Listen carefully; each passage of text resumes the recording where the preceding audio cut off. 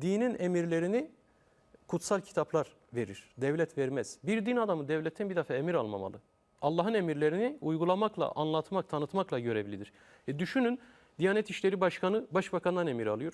İmam müftüden emir alıyor. Müftü Diyanet İşleri Başkanlarından veya işte daire başkanlarından emir alıyor. Yani bir devlet memuru baskısı altında dini ne kadar özgür anlatabilir ki? Hutbe neyse onu anlatacak.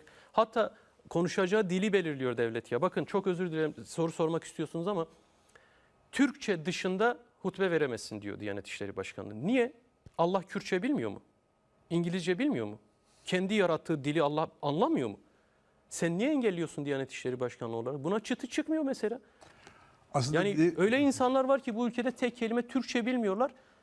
Kendi ana dilinde günde 5 vakit namazını kılıp ibadetini yapıyorlar ya da başka dillerde kendi ibadetini yapıyorlar. Fakat biz ona diyoruz ki hayır, sen kendi dilinde Allah'a yalvaramazsın. Resmi dilimiz neyse onunla. Bunu da Diyanet İşleri Başkanlığı söylüyor. Ne farkın kaldı senin Milli Güvenlik Kurulu'ndan?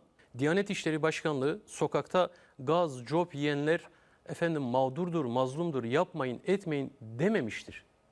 Grev yapan işçi haklıdır dememiştir. Tam tersi fetvalar veya kararlar çıkarmıştır. Şunu demiştir ya, biber gazı dinen caizdir diye bir kararı vardı. Bakın elimde başka bir karar var. Çok ilginç.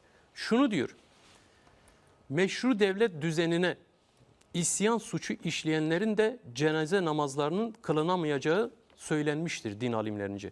Resmi yazı Mehmet Kaya Kurt, Din İşleri Yüksek Kurulu Başkan Vekili. Bakın Diyanet İşleri Başkanlığı'nın resmi yazısı. Kimin cenaze namazının kılınmayacağına İslam dini kendisi karar vermiştir.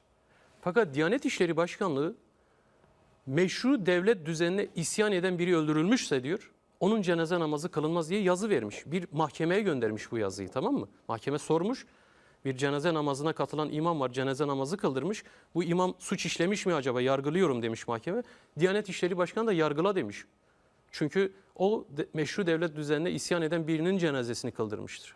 Ölen kişi de Müslüman. Bakın. Hukuk devletinde böyle bir şey yok ya. Böyle bir Diyanet İşleri Başkanlığı olur mu? Hukuk devletinde böyle bir şey olamaz. Bakın camilerde minarelere baz istasyonu takılması caizdir diye karar verilmiş. Ya bunlarla uğraşıyor Diyanet İşleri Başkanlığı.